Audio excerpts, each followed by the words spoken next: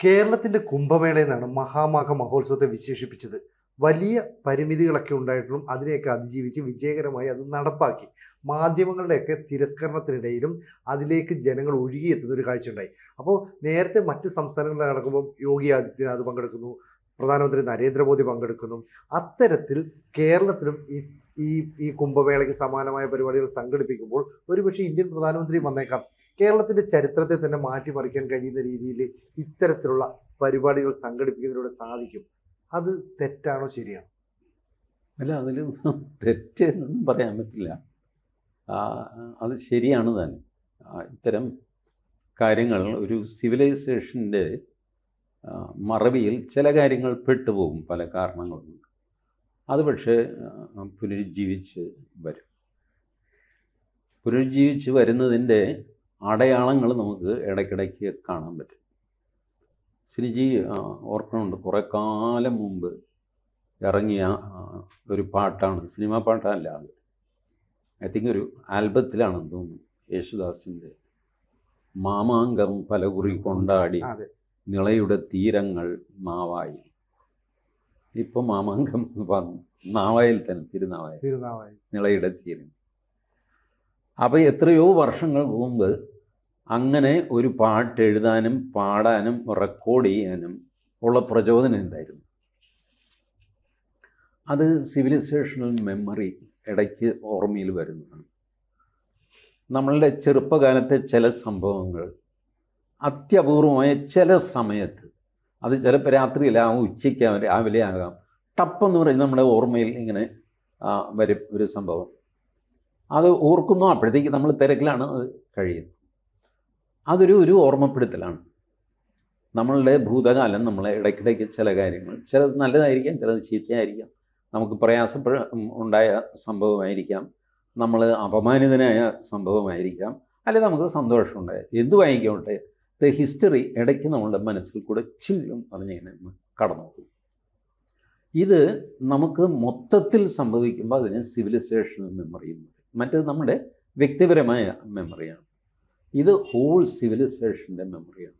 അത് മാഞ്ഞു പോകുന്നില്ല.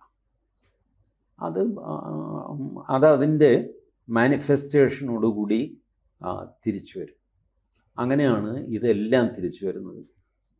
നാലമ്പല ദർശനം. രാജേന്ദ്രൻ്റെ ചെറുപ്പത്തിൽ ഇങ്ങനൊരു വാക്ക് കേട്ടിട്ടുണ്ടോ? നാലമ്പല ദർശനം. ഇല്ല. ഇപ്പം നാലമ്പല ദർശനം എന്താണെന്നാണ് വിചാരം? വലിയ ടൂറിസ്റ്റ് ബസ്സുകളൊക്കെ എടുത്തിട്ട് ഈ നാലമ്പലങ്ങളിൽ, അത് നാലമ്പലം വെച്ചുള്ള പല സെറ്റുകൾ കേരളത്തിൽ രൂപപ്പെട്ട് വന്നു കഴിഞ്ഞു. അതെ, രാമൻ, ലക്ഷ്മണൻ, ഭരതൻ, ശത്രുഘ്നൻ, ഇവരുടെ 4 ക്ഷേത്രങ്ങളല്ല, ഈ 4 പേരുടെ പല സ്ഥലത്തുള്ള ക്ഷേത്രങ്ങളിൽ ആൾക്കാർ പോകാൻ തുടങ്ങി. നാലമ്പല ദർശനം ഇത് നമ്മളെ സിവിലൈസേഷനിൽ ഇതിൽ മറന്നുപോയൊരു കാര്യമാണ്. ഇതെപ്പോഴോ ഉണ്ടായിരുന്നു, അതുകൊണ്ടാണല്ലോ ഇപ്പോൾ ഉയരത്തിനേറ്റത്. അല്ല, പുതിയതായിട്ട് ആരെങ്കിലും നമുക്ക് ഒരു നാലമ്പല ദർശനം എന്ന് പറഞ്ഞ് പരിപാടി സംഘടിപ്പിച്ചാൽ ഒന്നും ചെയ്തതല്ല, പുനരുജ്ജീവനം ഉണ്ടായത്. ഇതുപോലെ പല കാര്യങ്ങൾ നമ്മൾ മറന്നു കിടന്നത് പല കാരണങ്ങൾ കൊണ്ട്. ഇപ്പോൾ ടിപ്പു സുൽത്താൻ്റെയൊക്കെ ശല്യം കൊണ്ട് നിന്നുപോയ ഒരുപാട് ഉത്സവങ്ങൾ, വാദ്യങ്ങൾ, സംഗീതം, ഇത് എല്ലാം. നമ്മുടെ കർണാടക സംഗീതം തന്നെ എടുത്തു. കർണാടക സംഗീതം ഇപ്പോൾ ത്യാഗരാജൻ, മുത്തുസ്വാമി ദീക്ഷിതർ, പിന്നെ ഒരാൾ കൂടെ ഉണ്ടല്ലോ, മുത്തുസ്വാമി ദീക്ഷിതർ, ത്യാഗരാജൻ, ശ്യാമശാസ്ത്രി. ഈ 3 പേര് ഏകദേശം ഒരേ പീരീഡിലാണ്, ഈസ്റ്റ് ഇന്ത്യ കമ്പനി ഭരിക്കുമ്പോഴാണ്. ഈ 3 പേര് മരിച്ച് ഏകദേശം 10 വർഷം കഴിഞ്ഞപ്പോൾ വീരപാണ്ഡ്യ കട്ടബൊമ്മനുണ്ടായി. കർണാടക സംഗീതം സ്വാതന്ത്ര്യ സമരത്തിന് ചെയ്ത സംഭാവനയാണ്.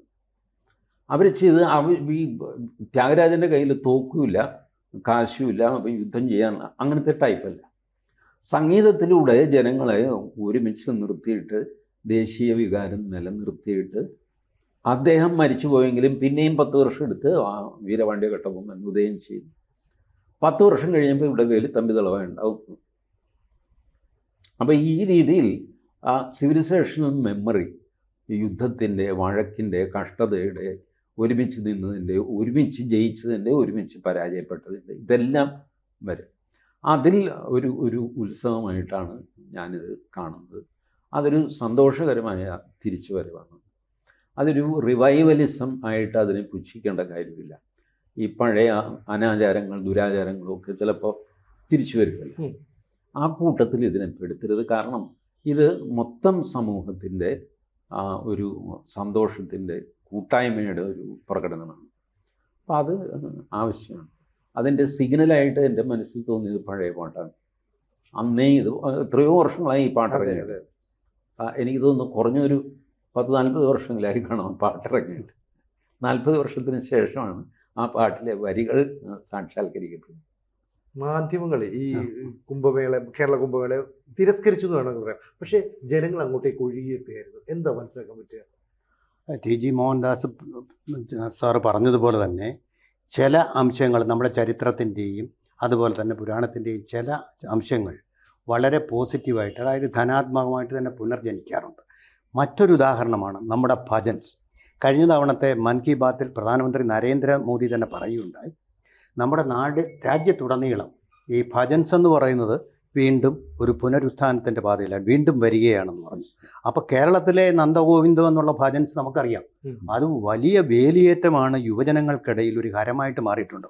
അത് ധനാത്മകമായിട്ടൊരു മാറ്റമാണെന്ന് ഞാൻ കാണുന്നത്. എന്തെന്ന് വെച്ചാൽ വേടൻ ഉള്ള പാട്ടുകൾ പാടി ചുവടൊപ്പിച്ച് റാപ്പ് ഡാൻസും ചെയ്യുമ്പോൾ അതിൻ്റെ ആസ്വാദകരിൽ ഭൂരിപക്ഷവും ഈ ഡ്രഗ് മുതലായിട്ടുള്ള മയക്കുമരുന്നുകളുടെ അത് വലിയ സ്വാധീനമാണിപ്പോൾ യുവജനങ്ങൾക്കിടയിൽ. അതിൻ്റെ സ്വാധീനത്തിൽ കൂടിയാണ്, ആ ലഹരിയിൽ കൂടിയാണ് ഈ പാട്ടിൻ്റെ ലഹരി ആസ്വദിക്കുന്നതെന്നാണ് എനിക്ക് കിട്ടുന്ന വിവരം. ശരിയായിരിക്കാം, തെറ്റായിരിക്കാം, ഞാനതിന് സാക്ഷിയല്ല. എന്തായാലും ശരി, ആ ഒരു ലഹരിയല്ല ഈ ഭജനകൾ ക്ഷേത്രങ്ങളിൽ വന്ന് പാടുമ്പോൾ ഉണ്ടാകുന്നത്. യുവാക്കളും യുവതികളും ധാരാളമായിട്ട് അതിൽ പാർട്ടിസിപ്പേറ്റ് ചെയ്യുന്നത് നൃത്തത്തിൻ്റെ അകമ്പടിയോട് കൂടിയാണ്. ആ നൃത്തം എന്ന് പറഞ്ഞാൽ അമ്പലവളപ്പിലെ പരിശുദ്ധമായിട്ടുള്ളൊരു നൃത്തമാണ് എന്ന് പറയുന്നത് പോലെ തന്നെയാണ് നമ്മുടെ പ്രയാഗ്രാജിലുണ്ടായ കുംഭമേള എന്ന് പറയുന്നത് നമ്മുടെ രാജ്യത്തിൻ്റെ അഭിമാനമായി തീർന്നു. ഇപ്പോൾ കഴിഞ്ഞ കുംഭമേള ചരിത്രത്തിൽ അവനെ പഠിച്ചിട്ടുണ്ട്. 12 വർഷം കൂടുമ്പോൾ അവിടെ ഇത് കൊണ്ടാടിയിരുന്നു, കുംഭമേള കൊണ്ടാടിയിരുന്നു. ഹർഷഗുപ്തൻ്റെ കാലത്ത് പോലും അത് കൊണ്ടാടിയിരുന്നു എന്ന് ചരിത്രം സാക്ഷി നമ്മൾ പഠിച്ച സ്കൂളിലെ പുസ്തകങ്ങളിലൊക്കെ ഉണ്ട്. അത് കേരളത്തിൽ ഇപ്പോൾ ഇത്ര നല്ല രീതിയിൽ ലക്ഷക്കണക്കിന് ആൾക്കാരാണ് അവിടെ പോയിട്ട് അവിടെ സ്നാനം ചെയ്തത്. അതോടുകൂടി നദിയും കൂടെ ശുദ്ധമാവുകയാണ്. ഒരു തരത്തിൽ ആ നദിയെ നമ്മൾ തിരിച്ചറിയുക, നമ്മൾ തിരസ്കരിച്ച ആ നദിയെ നമ്മൾ തിരിച്ചറിയുക എന്ന് മാത്രമല്ല, അവിടെ ഒരു വാസ്തവത്തിൽ അവിടെ ഒരു മതനിരപേക്ഷതയുടെ യഥാർത്ഥ സംഗമം ഉണ്ടായി. ഇസ്ലാമിൽ വിശ്വസിക്കുന്ന പല പണ്ഡിതന്മാരും വന്ന് അവിടെ ഹിന്ദുത്വത്തിൻ്റെ മഹത്വം പറഞ്ഞു. നമ്മുടെ കുടുംബത്തിൽപ്പെട്ട ഒരാളായ AP അഹമ്മദ് മാഷ് പറഞ്ഞ കാര്യം തന്നെ, അഹം ബ്രഹ്മാസ്മി എന്ന് നമ്മുടെ ശ്രീ ശങ്കരാചാര്യർ എന്നാണ് അദ്ദേഹം പറഞ്ഞത്. ശങ്കരാചാര്യർ പറഞ്ഞപ്പോൾ ഹിന്ദുമതം അത് മുഴുവനായിട്ട് ഏറ്റെടുത്തു. അഹം ബ്രഹ്മാസ്മി, ദൈവം ഞാൻ തന്നെയാകുന്നു. പക്ഷേ പേർഷ്യയിലെ ഒരു പണ്ഡിതൻ്റെ പേര് ഞാൻ ഓർക്കുന്നില്ല, അനൽ ഹക്കെന്ന് അത് പറഞ്ഞപ്പോൾ ഏറ്റെടുക്കാൻ നമ്മുടെ ഒരു വൈക്കം മുഹമ്മദ് ബഷീർ മാത്രമേ ഉണ്ടായിരുന്നുള്ളൂ. എൻ്റെ മതത്തിൽ പെടാത്തവൻ കാഫിറാണെന്ന് പറഞ്ഞ് അവനെ വെടിവെച്ചു കൊല്ലുന്ന ഒരു സംസ്കാരത്തിലേക്ക് അത് മാറി. അപ്പോൾ ഭാരതത്തിൻ്റെ ഈ സംസ്കാരത്തിൻ്റെ നന്മയാണ്, അല്ല ഒരു മതത്തിൻ്റെ മതമല്ല പുനർജനിക്കുന്നത്, നമ്മുടെ നന്മകളാണ് ഇത്തരം മേളകളിലൂടെ പുനർജനിക്കുന്നത്. അവിടെ ഒരു ഹൈന്ദവ ദേശീയത അതിലൂടെ ഉയർത്തിരിയുമോ എന്നുള്ള ഭയം കൊണ്ടാണ് കപട മതേതരത്വവാദത്തിൻ്റെ പ്രയോക്താക്കളായ കേരളത്തിലെ മാധ്യമങ്ങളും ഭരണകൂടവും അതിനോട് മുഖം തിരിഞ്ഞു നിന്നു. അവിടെ ഒരു മുസ്ലിം പ്രഭാഷകൻ ചോദിച്ച ചോദ്യം ഇതാണ്, ഹജ്ജിന് പോകുമ്പോൾ നിങ്ങൾ എത്ര കോടി രൂപയുടെ സബ്സിഡിയാണ് കൊടുക്കുന്നത്? ഓരോ വർഷവും കോട്ട കൂട്ടാൻ വേണ്ടിയിട്ട് ശ്രമങ്ങൾ പ്രധാനമന്ത്രി തലത്തിൽ വരെ നടക്കുന്നു. ഇവിടെ നിങ്ങൾ എന്താണ് ചെയ്തത്? ശബരിമലയിൽ പോകുമ്പോൾ അവിടെ ഇരട്ടിയും 3 ഇരട്ടിയും വരെ ബസ് ചാർജ് കൊടുക്കും. ഇത് ഹിന്ദുക്കളാരും പറഞ്ഞതല്ല, ഒരു മുസ്ലിം പ്രഭാഷകൻ അവിടെ പറഞ്ഞ കാര്യമാണ്. അപ്പോൾ അത് തീർച്ചയായിട്ടും അവരൊരു പുതുബോധം അവരിൽ ജനിപ്പിക്കും. മതനിരപേക്ഷതയുടെ, വർഗീയതയുടെ അല്ല, ഒരു സ്വരം അവിടെ ഉണ്ടാക്കുകയും ഐക്യം, സിനർജി എന്ന് പറയുന്ന ഒരു സംഭവം ഉണ്ടല്ലോ, എല്ലാവരുടെയും കൂടെ എനർജി ചേരുന്ന ഒരു സഞ്ചയം അവിടെ സൃഷ്ടിക്കുകയും ചെയ്യും. ഇതുപോലുള്ളത് ഉണ്ടാവണം. ഇനി അടുത്ത പ്രാവശ്യത്തേത് പൂർണ്ണ കുംഭമേള എന്ന് പറഞ്ഞിട്ടാണ് ഇതിൻ്റെ സംഘാടകർ വിരമിച്ചിട്ടുള്ളത്, പോയിട്ടുള്ളത്. തീർച്ചയായിട്ടും അങ്ങനെയുള്ളത് വരണം. എങ്കിലേ നമ്മുടെ ഒരുമ, ദേശീയതയൊക്കെ തീർച്ചയായിട്ടും അതിൻ്റെ ട്രാക്കിലേക്ക് വരികയുള്ളൂ.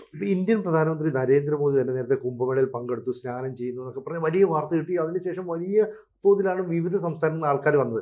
ഒരുപക്ഷെ ഈ പറയുന്ന പൂർണ്ണ കുംഭമേള ഇനി കേരളത്തിൽ വരുമ്പോൾ അന്ന് മോദിയാണോ പ്രധാനമന്ത്രി എന്ന് പോലും നമുക്കറിയില്ല. ആണെങ്കിൽ അത്തരത്തിലൊരു പ്രധാനമന്ത്രി കൂടി ഇത്തരം കേരളത്തിലേക്ക് വന്ന് ഈ കുംഭമേളയിലൊക്കെ പങ്കെടുക്കുക എന്ന് പറഞ്ഞാൽ മറ്റ് സംസ്ഥാനങ്ങളിൽ നിന്ന് പോലും ആളുകൾ ഇങ്ങോട്ടേക്ക് വരുന്ന ആ ഒരു മീറ്റിംഗ് ആയിട്ട് അത് മാറില്ലേ? തീർച്ചയായിട്ടും മാറും. അപ്പോഴത്തേക്ക് മാധ്യമങ്ങൾ മാറിക്കോളും. മാധ്യമങ്ങൾ ഇപ്പോൾ ഈ രാജേന്ദ്രൻ പറഞ്ഞ ഈ ഭയം വെച്ചിട്ടാണ് ഇങ്ങനെ ഒരു ഹിന്ദു യൂണിറ്റി ഉണ്ടാവും, അതിന് വല്ല BJPക്ക് ഗുണം ചെയ്യുകയോ വല്ലതും ചെയ്യും, അതുകൊണ്ട് അത് കാണിക്കേണ്ട എന്നൊക്കെ തീരുമാനിച്ചു. എത്ര കാലം ഇതിങ്ങനെ മൂടി വയ്ക്കും ഇവർ?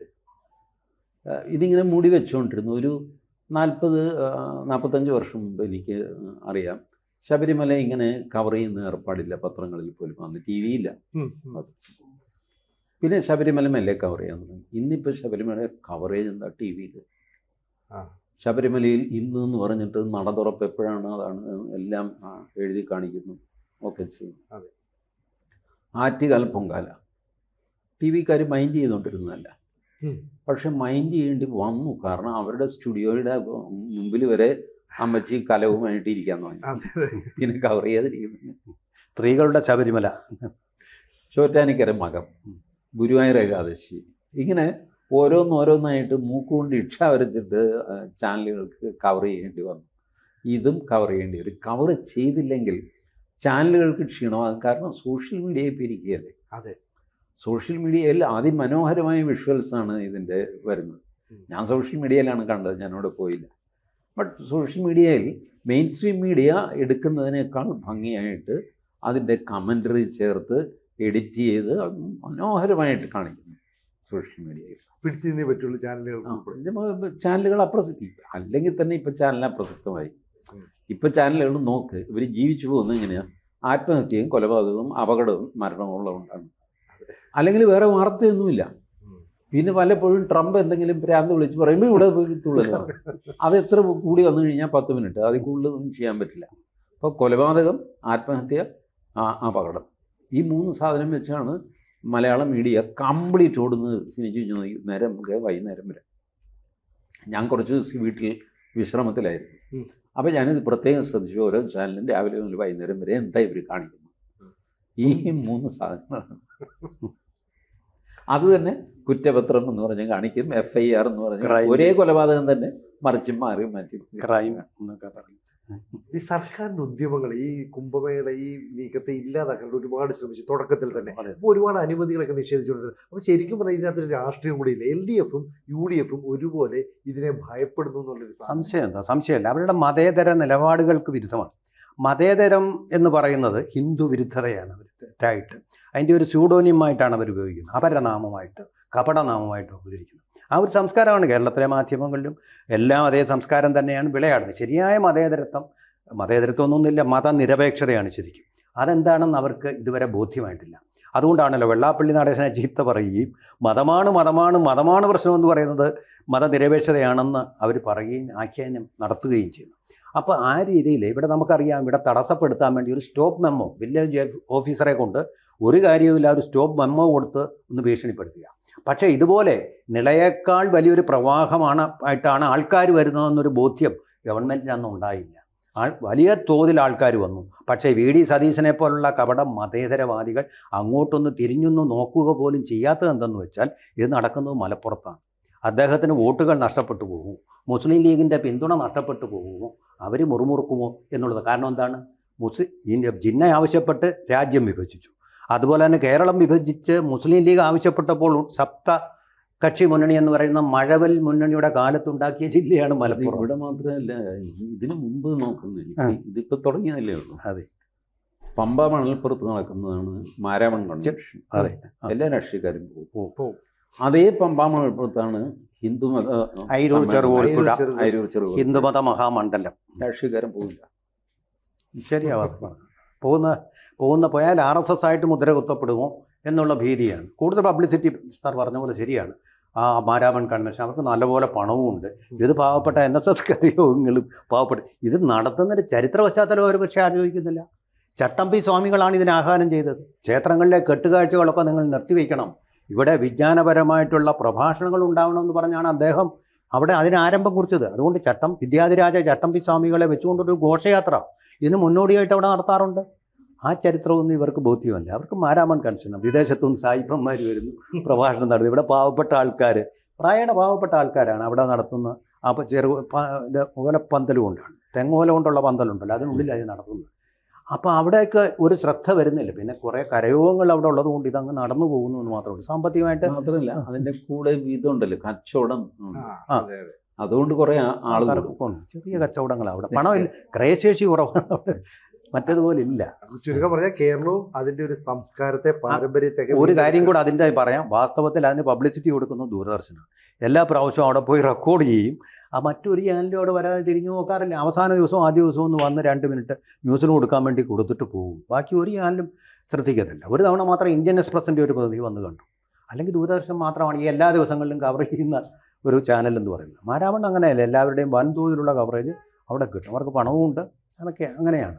കേരള കുംഭമേള എന്ന് വിശേഷിപ്പിക്കപ്പെടുന്ന മഹാമാഘം ഇനിയും കൂടുതൽ വ്യത്യസ്തമായ രീതിയിൽ, കൂടുതൽ വിപുലമായ രീതിയിൽ സംഘടിപ്പിക്കും. പ്രധാനമന്ത്രി ഉൾപ്പെടെയുള്ളവരെത്തും എന്നൊക്കെ തന്നെ നമുക്ക് പ്രതീക്ഷിക്കാം. അങ്ങനെ വരട്ടെ.